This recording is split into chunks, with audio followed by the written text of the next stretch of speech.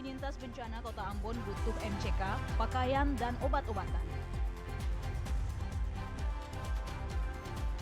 Proyek air bersih di Tehalupu belum dapat menjawab kebutuhan warga.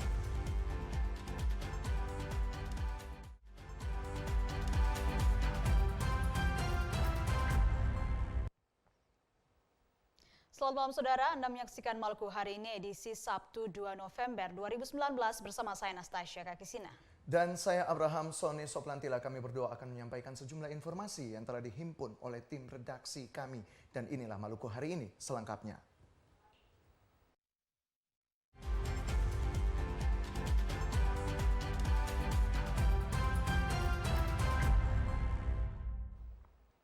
Informasi pertama saudara, gempa bumi yang melanda Kota Ambon dan sekitarnya masih menyisakan trauma bagi sebagian masyarakat. Banyak penyintas bencana yang saat ini berada di tenda-tenda pengungsian. Kebutuhan mendesak mereka adalah MCK, makanan, serta obat-obatan.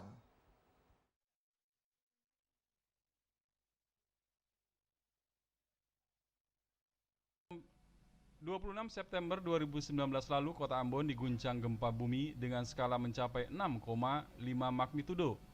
Peristiwa gempa berdampak pada banyaknya penyintas bencana.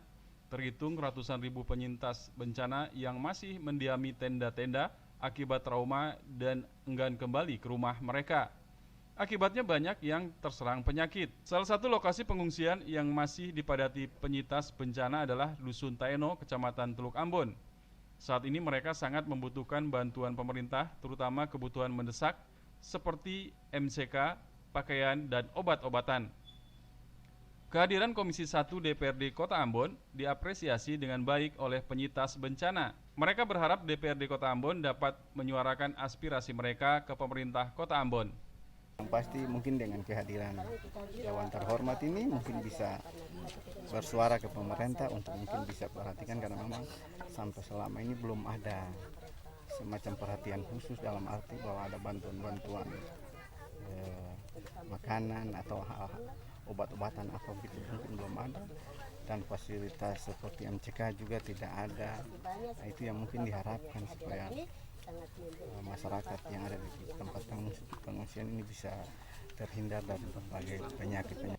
Ketua Komisi 1 DPRD Kota Ambon Z. Formes mengaku kunjungan Komisi 1 ke kantong-kantong penyintas bencana untuk menyerap aspirasi penyintas bencana sekaligus melakukan fungsi pengawasan terhadap kinerja OPD di lapangan. Saat kunjungan ke kantong-kantong penyintas bencana, Komisi 1 DPRD Kota Ambon temui berbagai persoalan penyintas bencana yang belum terpenuhi. Kita menemukan ada beberapa kebutuhan mereka yang memang belum terpenuhi. Ya, salah satunya misalnya tentang adanya MCK. Karena di sini kebanyakan yang mengungsi. Mereka malam saja baru datang tidur di sini. Nah, kesulitan itu kalau tempat untuk buang air kecil maupun buang air besar. Nah, juga kebutuhan mungkin obat-obatan untuk mencegah mereka jangan sampai ada yang sakit, dan juga mungkin kebutuhan selimut. Nah, itu beberapa kebutuhan mereka dan ini sudah kita catat dan kita akan sampaikan ke pemerintah kota, dalam hal ini Posko Penanggulangan Bencana Kota Ambon. Formes berjanji akan menyampaikan berbagai keluhan penyintas bencana yang masih berada di lokasi pengungsian ke pemerintah Kota Ambon agar secepatnya dapat tertangani dengan baik. Tongin Limba Junaidi Asril melaporkan. Pembangunan proyek air bersih di Desa Tehalupu, Pulau Kelang, Kecamatan Huamual Belakang, Kabupaten Seram bagian Barat oleh pemerintah kabupaten maupun pemerintah provinsi belum menjawab kebutuhan warga akan air bersih. Pasalnya, proyek air bersih itu tidak dapat berjalan maksimal bila musim kemarau tiba.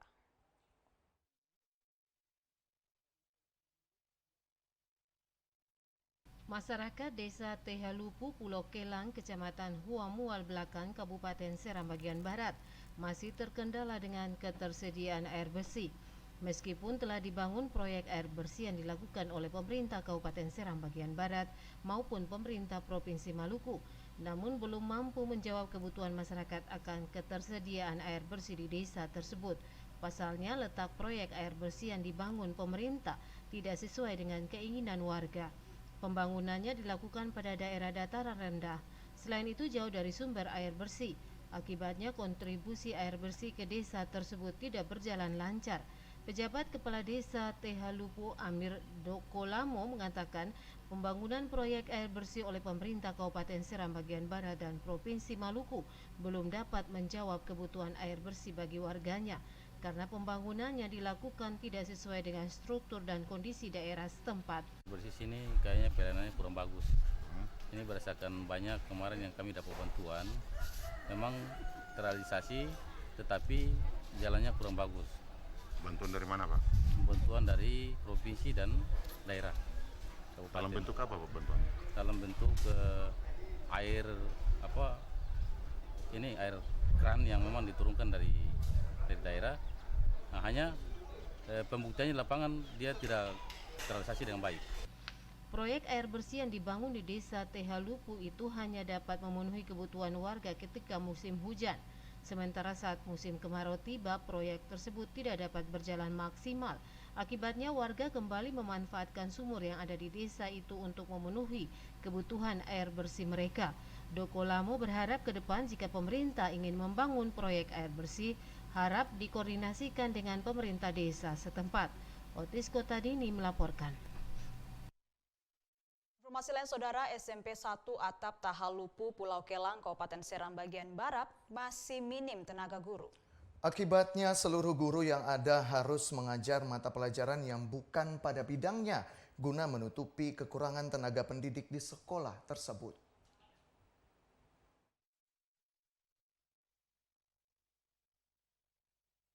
Di Desa Tahalupu terdapat sekolah menengah pertama 1 atap dengan 11 tenaga guru. Dari 11 tenaga guru itu hanya 1 tenaga guru sebagai kepala sekolah yang berstatus pegawai negeri sipil. Sisanya merupakan tenaga guru honorer.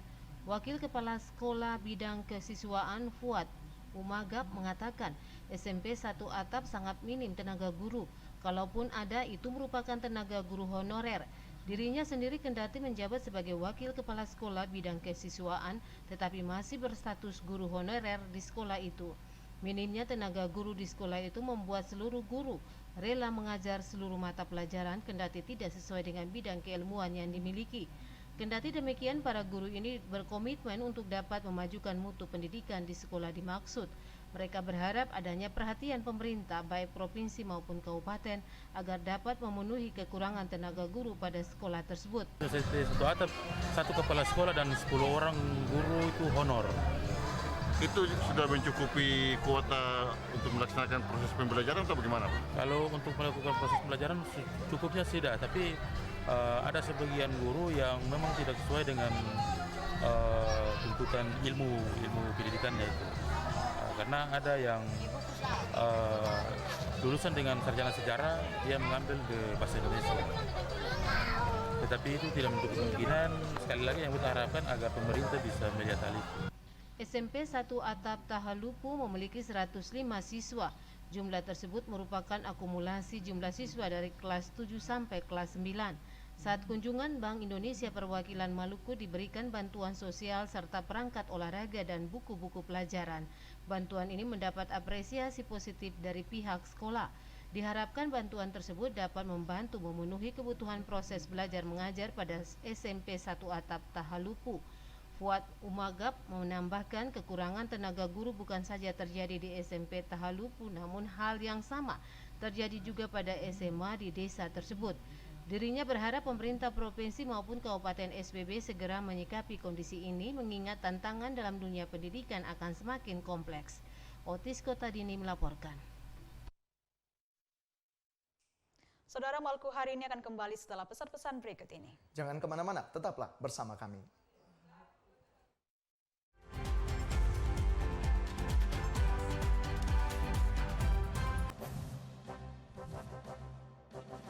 Panasonic Gobel Awards 2019.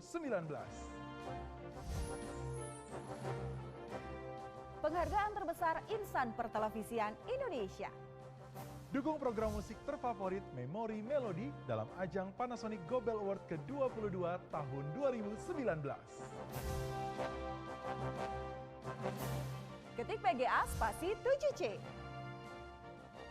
Vote melalui SMS dan kirim ke 99386. Aplikasi video.com. Blibli.com atau situs pga.blibli.com mulai tanggal 25 Oktober 2019. Voting ditutup tanggal 15 November 2019. TVRI, media pemersatu bangsa.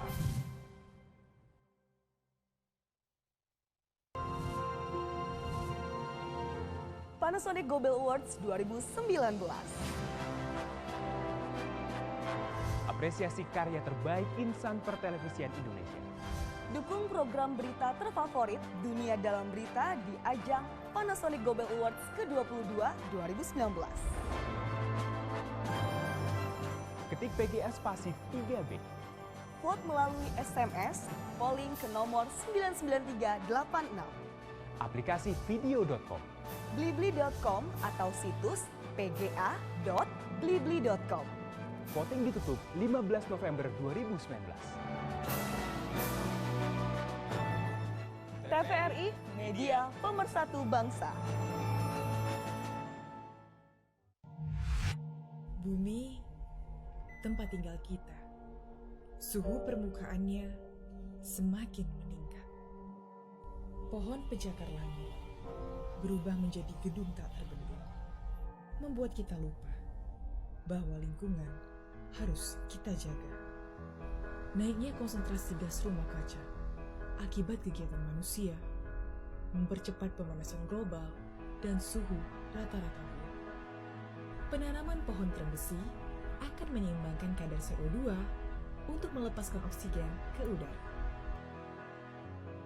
Lebih dari 2 juta pohon telah ditanam sejak tahun 1979 untuk bumi pertiwi. Perjalanan kita bersama masih panjang. Mari cintai bumi dan lingkungan kita untuk generasi mendatang.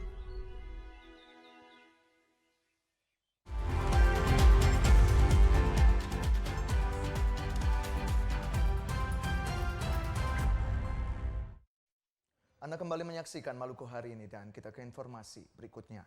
Kepala Badan Pusat Statistik Provinsi Maluku Dumangar Hutauruk mengatakan ekspor Maluku bulan September 2019 mencapai 0,78 juta atau terjadi penurunan sekitar 9,50% dibanding Agustus lalu.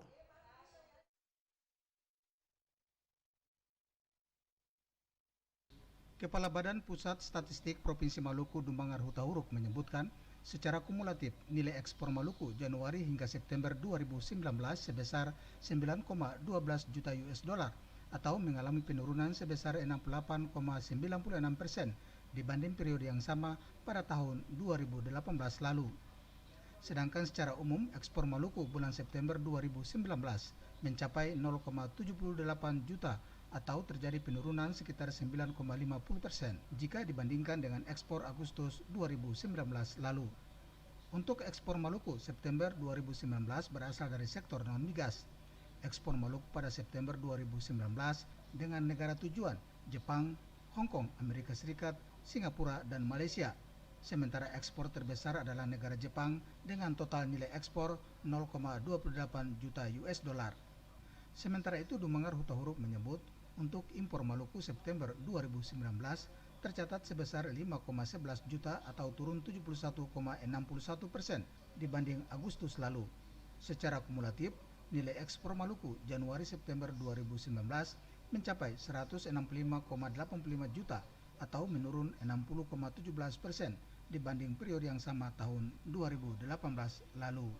Year-on-year-nya ke tahun yang lalunya, ini angka ekspor kita mengalami peningkatan sebesar 111,43%. Ya, mengalami peningkatan 111,43%. Lalu kita lihat kembali untuk 3 tahun terakhir, memang angka ekspor kita ini selalu berfluktuasi.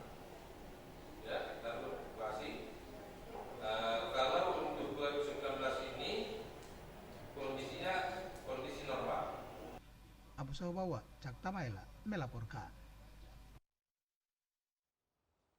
Menjamurnya Indomaret di Kota Ambon memunculkan kontroversi di kalangan dunia usaha di daerah ini. Di satu sisi, kehadiran Indomaret di Kota Ambon membuka peluang bagi pencari kerja.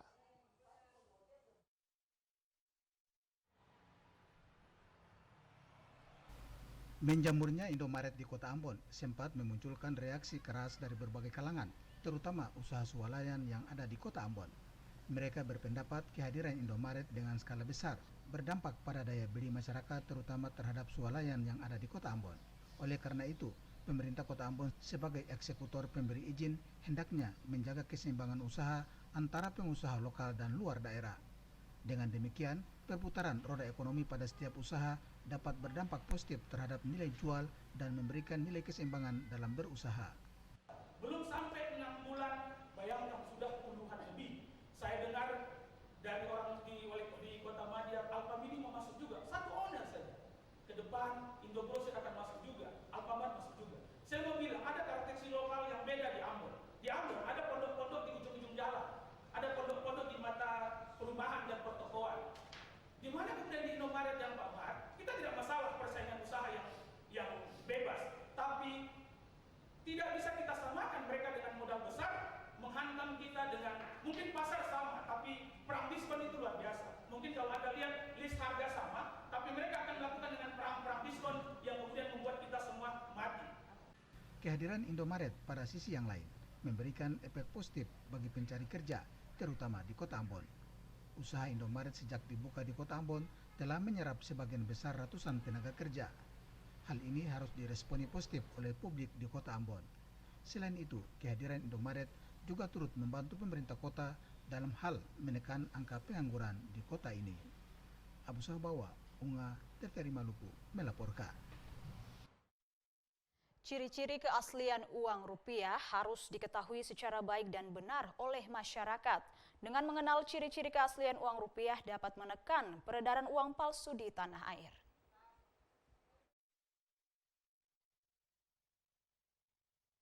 Masih banyak warga negara yang belum mengenal akan ciri-ciri keaslian uang rupiah secara baik.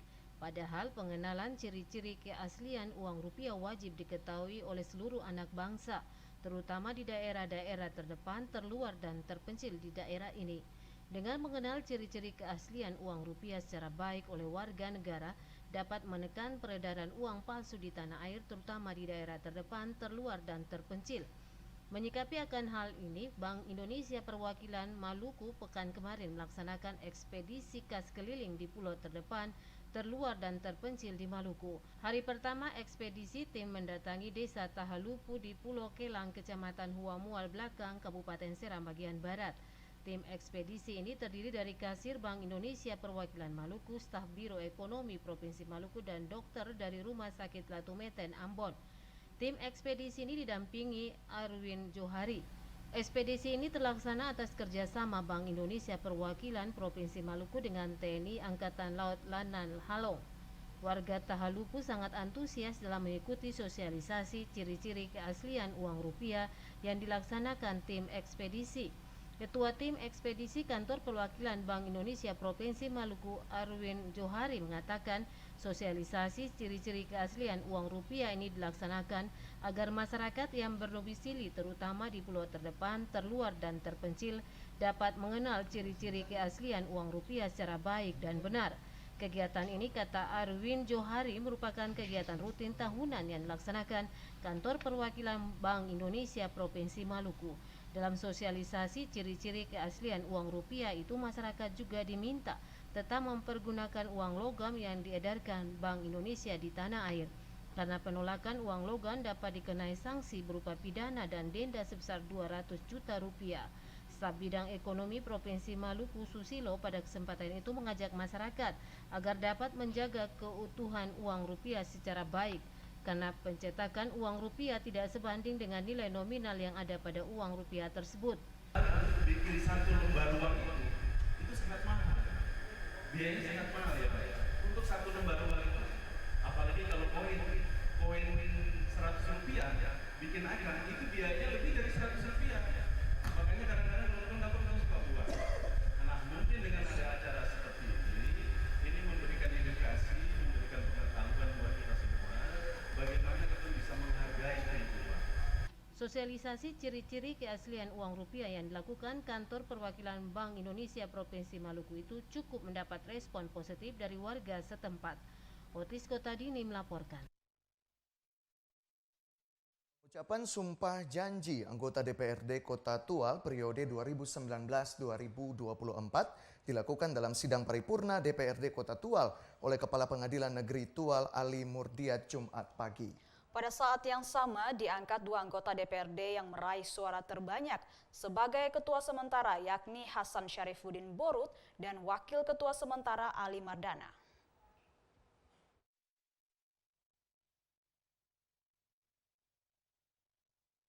Rapat paripurna DPRD Kota Tual diawali dengan pembacaan surat keputusan Gubernur Maluku tentang pemberhentian dan pengangkatan anggota DPRD Kota Tual untuk periode 2019-2024. Pelantikan tersebut dilakukan oleh Kepala Pengadilan Negeri Tual Ali Murdiat dalam sidang paripurna DPRD Kota Tual Jumat pagi. Pada saat yang sama dilakukan pula penyerahan jabatan Ketua DPRD dari Taufik Hamud kepada Ketua DPRD sementara Hasan Syarifuddin Borut dari PKS yang memperoleh suara terbanyak pada saat pemilihan legislatif April lalu. Gubernur Maluku dalam sambutan tertulis yang dibacakan Wali Kota Tual Adam Rahayaan mengatakan dengan dilantiknya anggota DPRD Kota Tual ini dapat bekerja sama dalam membangun Kota Tual ke depan. Untuk mewujudkan hal tersebut, kemitraan antara pemerintah Kota Tual dan DPRD akan terus dibangun dalam rangka mewujudkan pembangunan yang pro kepada rakyat di Kota Tual. Pelantikan anggota DPRD Kota Tual periode 2019-2024 diakhiri dengan acara silaturahmi bersama anggota DPRD, Wali Kota dan Wakil Wali Kota serta Forkopimda Kota Tual. Dari Kota Tual, Ongen Tati Pikalawan melaporkan. Saudara, roda perekonomian masyarakat di Kepulauan Gorom, Kabupaten Seram bagian timur terus dipacu oleh pemerintah. Hal tersebut terlihat dari pembangunan pasar rakyat di wilayah itu.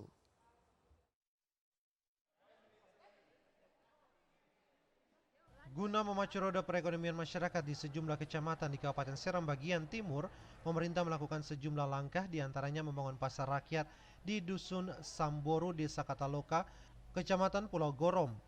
Pasar rakyat yang telah rampung dan telah diresmikan oleh Bupati Seram bagian timur Abdul Mukti Kaliobas pada pekan kemarin akan terus dikembangkan dan dimanfaatkan oleh masyarakat, terutama pedagang untuk beraktivitas. Bupati Seram bagian timur Abdul Mukti Kaliobas mengatakan setelah pengresmian, pasar akan dilanjutkan dengan menyediakan sarana dan prasarana penunjang, diantaranya jaringan listrik. Kaliobas berharap para pedagang kecil dan menengah yang selama ini belum mendapatkan tempat yang tetap dapat memanfaatkan pasar ini secara baik. Pembangunan hingga pengresmian pasar rakyat Gorom disambut positif anggota DPRD Seram bagian timur Samad Rumakabis. Menurut Rumakabis, pihaknya mengapresiasi serta akan terus mendukung langkah pemerintah dalam mempercepat perputaran roda perekonomian masyarakat. Oleh itu sebagai DPRD tetap mendukung dalam pelaksanaan pemerintah daerah dalam rangka memacu pertumbuhan ekonomi khusus untuk pasar Kecamatan Pulau Gorom. DPRD tetap memberikan apresiasi dan mendukung apa yang menjadi ikhtiar pemerintah daerah dalam memacu pertumbuhan ekonomi di Kecamatan Pulau Gorom, khususnya pasar yang sementara setelah sudah selesai diresmikan oleh Bupati Kota Seram bagian. Rumakabis yang juga sekretaris fraksi PAN ini berharap pemerintah juga membangun pasar yang sama di kecamatan lain di daerah ini. Dengannya perekonomian masyarakat di semua kecamatan berjalan lebih cepat dan mempermudah masyarakat untuk sejahtera. Kepala Dinas Koperasi Perindustrian dan Perdagangan Seram bagian Timur, Adam Rumbalifar mengatakan, selain pasar rakyat Gorom, pihaknya juga akan meresmikan pasar Waigondal di Kota Bula. Rumbalifar menyebutkan para pedagang yang akan menempati pasar tersebut telah didata. Dari Gorom Seram bagian Timur, kontributor TVRI Mansur Boinau melaporkan. 3 golongan umat beragama di Kota Masohi di waktu bersamaan menggelar doa kepada Tuhan Yang Maha Kuasa, meminta perlindungan kepada Tuhan serta dijauhkan dari bencana yang melanda negeri ini. Kegiatan ini dilakukan pemerintah setempat menyongsong hari ulang tahun ke-62 Kota Masohi yang jatuh pada 3 November 2019.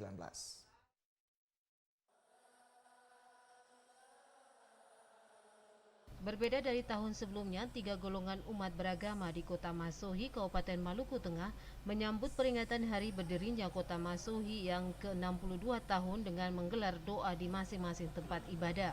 Ini dilakukan pemerintah setempat atas keprihatinan musibah gempa bumi 26 September lalu yang melanda Maluku, salah satunya di wilayah Kabupaten Maluku Tengah. Bencana gempa bumi yang melanda sebagian wilayah Maluku menjadi duka bagi bangsa. Jumat kemarin, umat muslim di Kota Masohi menggelar istighosa kubra atau doa dan zikir bersama, memohon perlindungan kepada Tuhan Yang Maha Kuasa serta dijauhkan dari bencana. Turut hadir dalam istighosa itu Bupati Maluku Tengah Tuasikal Abua. Di waktu yang bersamaan, umat Kristiani di Kota Masohi juga menggelar ibadah di gereja. Wakil Bupati Maluku Tengah Marlatu Leleuri larut dalam doa dan puji-pujian bersama umat gereja. Kegiatan mendoakan sesama saudara yang sedang tertimpa bencana alam juga dilaksanakan umat Katolik di Kota Masohi, Maluku Tengah. Doa bersama umat Katolik itu dipimpin pastor setempat dan berlangsung aman dan tertib serta penuh sukacita. Dari Masohi, Maluku Tengah, kontributor TVRI Fatahila Sia melaporkan. Peningkatan spiritualitas pemuritan melalui pekabaran Injil harus diaktualisasikan dalam kehidupan sehari-hari. Hal tersebut tergambar dalam perayaan Bulan Pekabaran Injil Klasis GPM Pulau Ambon yang dipusatkan di Gereja Immanuel Jemaat GPM Amahusu.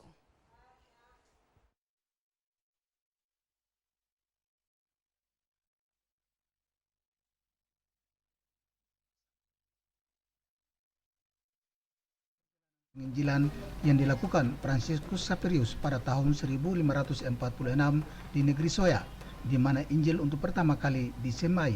Perjalanan panjang terus terlewati, Injil terus merambat dan tak terhenti dengan tuntutan Roh Kudus, dan muncullah pekabaran Injil dari penduduk pribumi untuk meneruskan amanat agung itu. Tahun 1817 di negeri Soya ditabiskan seorang anak negeri untuk menjadi pendeta, yaitu Lazarus Hitiau Besi. Peristiwa itu terkenang kembali setelah 473 tahun silam, di mana api Injil itu diambil dan diteruskan ke 23 jemaat yang ada di Klasis Pulau Ambon yang terus membakar semangat dan menghangatkan pekabaran Injil sepanjang masa.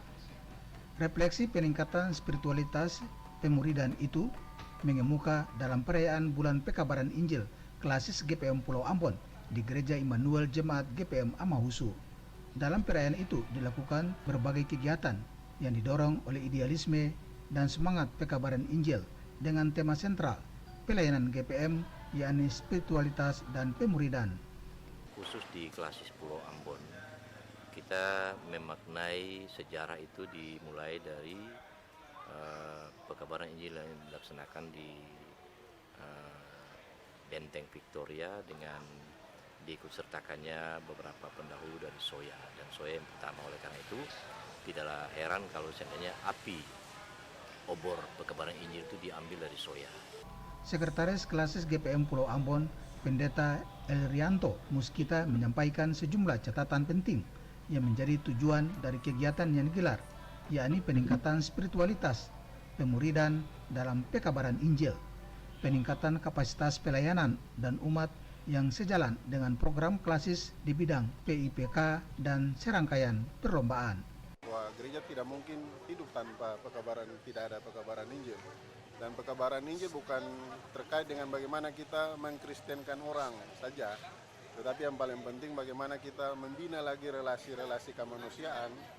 Negeri daerah ini ada dalam kondisi bencana, kegiatan pekabaran Injil juga dia terlibat dalam konteks kebencanaan itu. Sekretaris Umum Sinode GPM Pendeta Elipas Maspaitela yang memimpin ibadah syukur dalam khotbahnya menyampaikan api Injil itu adalah pelayanan kasih yang mengabarkan semangat, bukan hanya koinonia, tetapi juga tersalur dengan diakonia. Pendeta Alpias Maspaitela menguraikan api itu yang membuat Injil bukan hanya kata-kata, tetapi perbuatan nyata kepada sesama yang miskin, lemah, dan tertindas. Boy Nahrum, Edwin Ofir melaporkan. Saudara, Maluku hari ini akan kembali usai jeda pariwara berikut ini. Tetaplah bersama kami.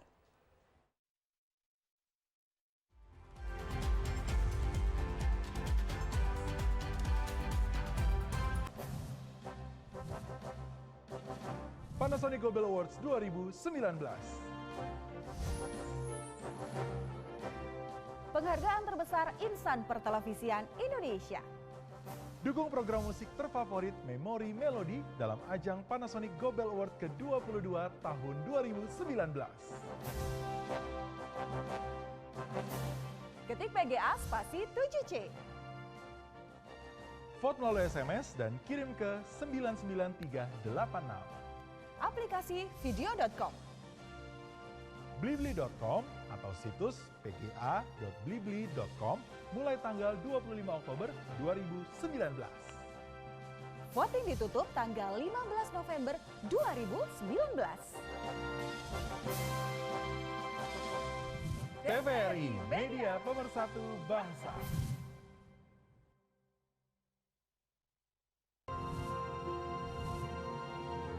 Panasonic Global Awards 2019. Apresiasi karya terbaik insan pertelevisian Indonesia. Dukung program berita terfavorit dunia dalam berita di ajang Panasonic Global Awards ke-22 2019. Ketik PGA spasi 3B. Vote melalui SMS, polling ke nomor 99386. Aplikasi video.com. Blibli.com atau situs pga.blibli.com. Voting ditutup 15 November 2019. TVRI, media pemersatu bangsa. Bumi, tempat tinggal kita. Suhu permukaannya semakin meningkat. Pohon pencakar langit berubah menjadi gedung tak terbendung, membuat kita lupa bahwa lingkungan harus kita jaga. Naiknya konsentrasi gas rumah kaca akibat kegiatan manusia mempercepat pemanasan global dan suhu rata-rata bumi. Penanaman pohon terembesi akan menyeimbangkan kadar CO2 untuk melepaskan oksigen ke udara. Lebih dari 2 juta pohon telah ditanam sejak tahun 1979 untuk bumi pertiwi. Perjalanan kita bersama masih panjang. Mari cintai bumi dan lingkungan kita untuk generasi mendatang.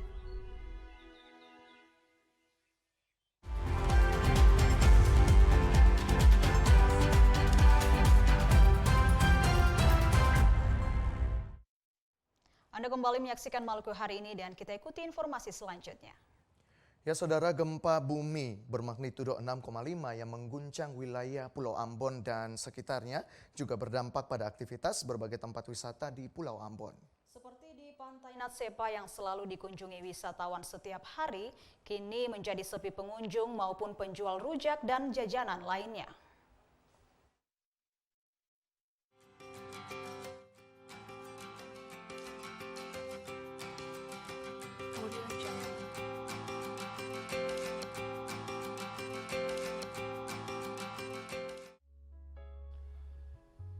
Gempa bumi 6,5 magnitud yang terjadi di Pulau Ambon dan sekitar tanggal 26 September 2019 lalu menyisakan trauma bagi setiap orang yang merasakan dan mengalami guncangan tersebut. Aktivitas di berbagai tempat sempat lumpuh pasca gempa yang telah merenggut banyak nyawa maupun membuat banyak rumah hancur dan retak. Warga yang berdomisili di Kota Ambon pun saat melakukan aktivitas selalu diliputi rasa cemas dan takut karena adanya guncangan gempa susulan yang sudah ribuan kali, melebihi gempa yang pernah terjadi di Pulau Lombok maupun di Palu pada tahun 2018 lalu. Kecemasan dan ketakutan membuat warga yang tinggal di Pulau Ambon enggan melakukan aktivitas-aktivitas lain seperti berkreasi. Hal itu berdampak pada sepinya tempat-tempat wisata di Pulau Ambon. Pantai Natsepa misalnya, yang biasanya ramai, kini setiap hari nyaris tanpa pengunjung. Berubah menjadi sunyi dan sepi dari kehadiran pengunjung maupun aktivitas berjualan. Para penjual rujak di tempat wisata pantai ikonik tersebut mengaku sejak gempa yang melanda Pulau Ambon dan sekitar, Pantai Natsepa yang biasanya dikunjungi wisatawan menjadi berkurang, malahan pada setiap hari kerja hampir tidak ada orang yang datang berkunjung. Kalaupun ada pengunjung, mereka hanya datang dan memesan rujak maupun penganan lainnya untuk dibawa pulang dan tidak mau berlama-lama menikmati pemandangan di sepanjang pantai.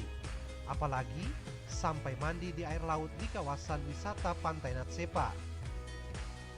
Sama halnya pada hari libur seperti hari Sabtu dan hari Minggu, pengunjung tidak terlalu ramai. Ibu Uli, penjual rujak di Pantai Natsepa menuturkan, para penjual rujak yang lain pun enggan untuk berjualan karena takut akan bahaya gempa. Selain banyak rumah penjual rujak yang hancur dan retak akibat gempa bumi 6,5 magnitudo, sebagian dari mereka juga harus tinggal di tempat-tempat pengungsian. Sepi sekali, tidak ada orang yang datang berjual lagi. Kalau hari Minggu, Kalau hari Minggu ada rame sedikit. Iya. Tapi sembahnya kayak kamu Kak? Iya, sembahnya. Satu hari itu ada bisa 300, 400. Itu sebelum gempa ya. Kalau Gempa ini ada baru mulai turun berjual. Sing tanto mae? Iya. Memang betul. Kita berdoa minta kalau boleh ketonjang ada inilah gitu supaya kita bisa berjual sama biasa. Supaya kita punya hidup anak-anak kuliah. Masyarakat di Pulau Ambon dan sekitar memang masih cemas dan takut karena gempa susulan masih terus terjadi pasca gempa 26 September 2019. Ibu Uli Hetaria, penjual rujak di Pantai Natsepa maupun masyarakat lainnya berharap semoga bencana gempa bumi yang telah merenggut harta dan nyawa manusia segera berlalu agar dapat beraktivitas kembali seperti biasa.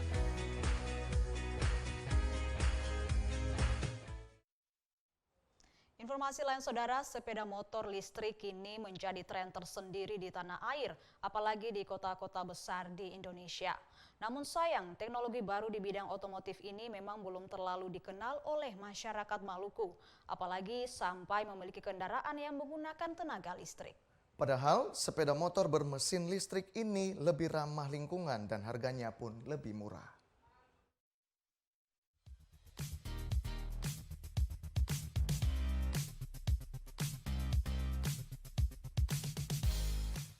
Banyak masyarakat belum mengetahui keunggulan dari sepeda motor atau kendaraan listrik yang telah didesain sesuai dengan perkembangan zaman. Bukan itu saja, sepeda motor listrik sangat didukung oleh pemerintah karena produk kendaraan ini juga memiliki inovasi, yaitu sangat ramah lingkungan. Ketika melihat sepeda motor listrik, mungkin saudara sejenak berpikir, hanya desainnya saja yang terkini. Namun, jangan salah, sepeda motor listrik tidak sama dengan sepeda motor lainnya. Tentu saja, kesamaannya dengan sepeda motor berbahan bakar minyak adalah bisa digunakan untuk berkendaraan. Kelebihan yang dimiliki motor elektrik yaitu ramah lingkungan karena sepeda motor listrik tidak menghasilkan emisi gas buang seperti hidrokarbon dan karbon monoksida maupun karbon dioksida yang bisa menjadi racun bagi makhluk hidup. Selain itu, sepeda motor listrik juga tidak mengeluarkan suara bising seperti sepeda motor biasa.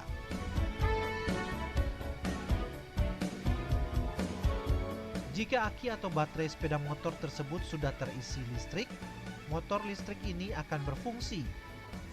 Cara mengisi atau mencharge sepeda motor listrik cukup mudah, hanya dengan menggunakan adaptor yang telah disediakan saat membeli produk sepeda motor listrik. Lamanya tergantung besar daya motor, ada yang 1000 watt dan ada 1500 watt. Pengisian listrik pada sepeda motor elektrik dapat dilakukan di mana saja sepanjang tersedia aliran listrik pada tegangan 240 volt. Juga terdapat indikator pada motor saat melakukan pengisian.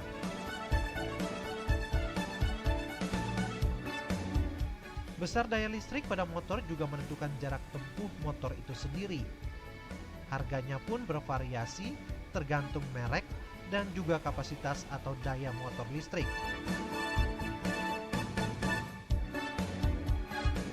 Sepeda motor bertenaga listrik selain didukung oleh pemerintah karena dianggap ramah lingkungan serta sudah diproduksi di Indonesia, kehadiran sepeda motor elektrik di daerah Maluku juga mendapat dukungan dari PT PLN Persero wilayah Maluku dan Maluku Utara. Salah satu dukungan PLN terhadap produk kendaraan dengan tenaga listrik yaitu dengan menyediakan stasiun pengisian listrik umum atau SPLU.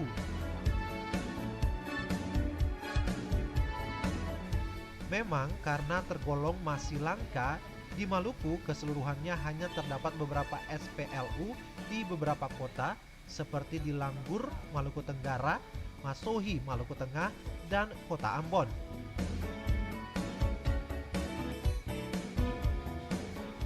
Khusus di Ambon sudah terdapat 3 SPLU yang disediakan oleh PLN dalam menyambut kehadiran kendaraan listrik di daerah ini. PLN juga siap melayani masyarakat jika ingin mengetahui dan mengenal berbagai kendaraan listrik. Juga program pemerintah ya. Kemudian PLN mendukung sepeda motor listrik ini karena kontribusinya kepada lingkungan itu bebas polusi suara dan juga bebas polusi udara. Jadi tidak mengeluarkan emisi gas CO2 ke udara. Dengan demikian lingkungan kita tetap terpelihara dan sehat. Kelebihan dari motor listrik ini hanya dicas baterainya selama 2-3 jam dan itu bisa menempuh jarak 60 km. Kemudian kecepatan dari motor ini sendiri bisa mencapai 70 km per jam. Dan yang jelas dia lebih ringan karena dia hanya ada motor listrik di dalamnya. Program pemerintah menuju Indonesia bersih dan sehat dapat terwujud melalui dukungan masyarakat terhadap pengembangan kendaraan listrik dan penggunaan energi ramah lingkungan.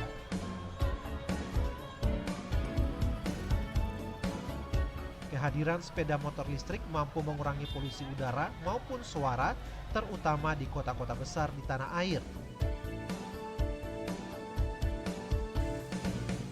Selain itu, penggunaan kendaraan dengan menggunakan tenaga listrik dapat mengurangi kelangkaan bahan bakar minyak yang sering terjadi di beberapa daerah di Indonesia.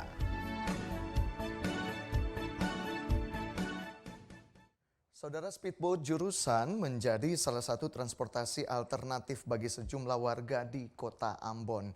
Kendaraan air itu kini banyak diminati karena jika menggunakan angkutan darat, waktu yang ditempuh cukup lama akibat macet di beberapa ruas jalan.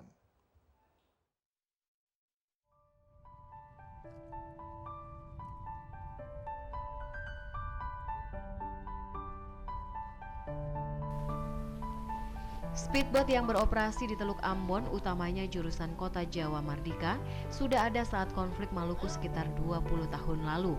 Transportasi ini sebelumnya menjadi transportasi alternatif seluruh masyarakat yang hendak menuju ke pusat Kota Ambon. Namun kondisi Kota Ambon yang mulai pulih dan membaik, bermunculan speedboat yang melayani rute itu. Speedboat itu sebelumnya melayani rute lain seperti Air Salobar Mardika maupun Benteng Galala dan Benteng Hatiwe Besar. Beberapa waktu lalu saat belum dioperasikannya jembatan, jumlah penumpang speedboat cukup banyak.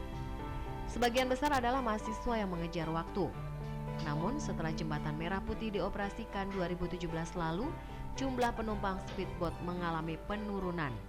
Selain itu, kondisi cuaca juga berpengaruh terhadap jumlah penumpang speedboat. Namun para pengemudi speedboat tidak patah arang. Mereka tetap melayani penumpang, utamanya mahasiswa dan pegawai kantoran dari dan ke Kota Ambon. Kristi Mailoa, salah seorang mahasiswa Unpati yang sering menggunakan jasa speedboat ini mengaku lebih memilih speedboat ini karena jauh lebih murah daripada naik angkot dari kota Ambon ataupun sebaliknya. Selain itu juga lebih cepat sampai di tujuan. Kita lebih pilih ini karena yang pertama tuh kan cuma 3.000, kalau katanya auto putar kan 5.000. Terus lebih dekat, kalau auto putar kan terlalu jauh, ada yang bisa pusing, mabuk auto, jadi lebih baik katong naik speed supaya lebih cepat. Jadi kalau katong terlambat buru-buru juga katong ini lebih cepat. Menurut Ahmad, salah seorang pengemudi speedboat jurusan Kota Jawa Mardika, penghasilan mereka mulai menurun setelah adanya jembatan Merah Putih. Sebelumnya penghasilan mereka bisa mencapai 1 juta rupiah per hari. Namun kini hanya berkisar 150.000 sampai 250.000 rupiah per hari. Bahkan pada hari libur pendapatan mereka semakin menurun. Apalagi saat ini para pengemudi speedboat harus mengikuti sistem shift karena banyaknya speedboat yang beroperasi. Di sini kan pakai 2 shift. Jadi ada shift A dan shift B. Jadi satu hari operasi itu cuma ada sekitar 17 sampai 18 speed. Jadi penghasilan tuh di sentan tuh apalagi kalau libur. Jadi penghasilan yang normal cuma dari hari Senin sampai hari Kamis. Kalau Jumat itu kadang-kadang juga mulai keteter. Mahasiswa libur. Jadi kita cuma di sini andalkan mahasiswa aja. Moda angkutan laut ini merupakan salah satu strategi mengurai kemacetan di darat. Namun kedepannya pemerintah Kota Ambon akan membuat aturan baru bagi para pemilik speedboat, yaitu bentuk speedboat harus sesuai standar. Juga harus dilengkapi dengan perlengkapan keselamatan seperti jaket penyelamat. Speedboat juga akan dijadikan ikon transportasi di Kota Ambon karena dengan speedboat penumpang bisa menikmati indahnya Teluk Ambon yang menjadi kebanggaan warga Kota Ambon Manise.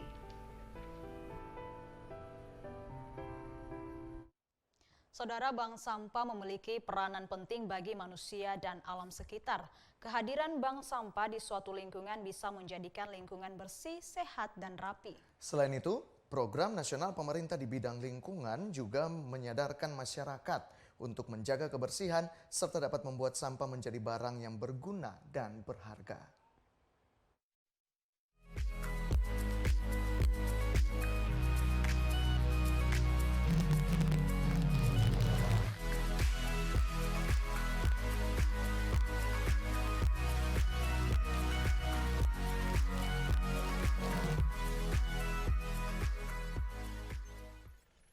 Program Nasional Bank Sampah telah digalakan oleh pemerintah secara nasional sejak tahun 2012. Program Bank Sampah dirancang oleh pemerintah Indonesia dengan tujuan untuk menanggulangi sampah yang dapat didaur ulang sehingga dapat mengurangi produksi sampah di tanah air. Tiap tahun sampah semakin meningkat jumlahnya.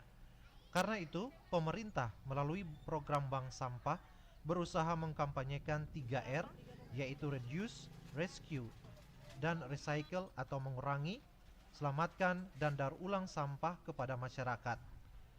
Di Provinsi Maluku, tepatnya di Kota Ambon, terdapat suatu komunitas yang sangat peduli dengan masalah lingkungan, khususnya sampah. Nature Community merupakan komunitas yang beranggotakan ibu-ibu terpanggil untuk mengelola sampah kering yang dapat didaur ulang dengan cara mendirikan bank sampah. Bank sampah yang dikelola Nature Community terletak di Dusun Air Manis, Desa Laha, Kecamatan Teluk Ambon, Kota Ambon. Alhamdulillah, Nature Community ini terbentuk dari bulan Februari. Memang belum panjang usia kami, tapi alhamdulillah dengan komitmen merasa terpanggil terkait penanganan sampah, karena kami sebenarnya komunitas ini terbentuk juga dari teman-teman yang peduli bagaimana nih kita bisa membantu pemerintah terkait penanganan sampah khususnya perkotaan. Kemudian berjalan, kami mendirikan ini harus ada percontohan. Artinya dari percontohan ini kami bisa melihat program kami berjalan, kekurangannya apa, kelebihannya apa. Nah, pilot project yang terpilih di sini adalah di Desa Laha, yaitu Dusun Air Manis. Alhamdulillah di sini menyambut baik itu desa maupun puskesmas yang memang bekerja sama dengan kami terkait kesehatan masyarakat, juga berdampak ke lingkungan, kemudian kebersihan juga berdampak ke lingkungan. Nah, setiap hari sampah-sampah kering yang dibawa masyarakat Dusun Air Manis ditampung. kemudian diserahkan kepada pelapak. Namun sebagian lagi diolah oleh ibu-ibu yang tergabung dalam nature community menjadi barang yang bisa digunakan kembali seperti wadah untuk menanam sayur, handuk, dan bunga hias. Masyarakat awalnya kurang menaruh perhatian terhadap kehadiran bank sampah di dusun mereka. Namun adanya sosialisasi serta melihat dan merasakan secara langsung dampak baik bagi lingkungan tempat tinggal mereka yang menjadi bersih dan rapi, masyarakat lalu tergerak untuk mengumpulkan sampah-sampah kering dan kemudian dibawa ke bank sampah. Masyarakat juga mengaku memperoleh pendapatan tambahan ketika membawa sampah-sampah ke bank sampah tersebut. Karenanya, nasabah bank sampah Nature Community selalu bertambah setiap minggunya. Masyarakat mengaku dengan adanya bank sampah, perlahan-lahan lingkungan mereka mulai bersih dari sampah yang biasanya bertebaran, termasuk di jalan umum. Saya sangat berterima kasih banyak terhadap bank sampah karena di situ termasuk bantuan pemasukan juga buat kita ibu-ibu, terus buat kebersihan lingkungan, buat ketentraman dan kesehatan, terus itu merupakan suatu motivasi buat kita-kita yang ada di sini supaya ada kegiatan begitu. Di samping pekerjaan di rumah masih ada kegiatan lain yang bisa membantu-bantu di rumah untuk menghasilkan penghasilan yang ada begitu untuk tambahan-tambahan. Bank sampah berdiri karena adanya keprihatinan masyarakat akan lingkungan hidup yang semakin lama semakin dipenuhi dengan sampah baik organik maupun anorganik. Ibu-ibu yang tergabung dalam Nature Community ini berbekal pengetahuan dan niat baik untuk menjadikan lingkungan yang sehat, berusaha untuk menyukseskan program pemerintah dalam hal penanggulangan sampah. Namun motivasi maupun bimbingan serta dukungan perlu dilakukan oleh pemerintah juga pemangku kepentingan lainnya bagi masyarakat untuk peduli lingkungan. Alhamdulillah dengan Nature Community ini mulai dari 5 orang sekarang sudah sangat banyak karena semua orang sudah tahu manfaatnya. Dengan sampah sebotol bekas minuman aqua itu sudah bisa dijadikan uang untuk menambah kehidupan sehari-hari. Nah, tentunya saya berharap bahwa pemerintah bisa memperhatikan komunitas-komunitas seperti ini. Karena komunitas ini bukan saja nama, tapi memang betul-betul sudah eksis dan sudah bergerak, sudah menerima sampah-sampah dari masyarakat, sudah membayarnya kepada masyarakat dengan uang dari komunitas ini sendiri. Sampah yang tidak tertangani pasti berdampak pada banyak masalah, sehingga memerlukan pengolahan seperti membuat sampah menjadi bahan yang berguna dan bernilai. Pengolahan sampah dengan sistem bank sampah mampu membantu pemerintah untuk menangani sampah serta dapat menambah penghasilan masyarakat. Bank sampah juga dapat menyadarkan masyarakat untuk menciptakan lingkungan yang sehat, rapi, dan bersih.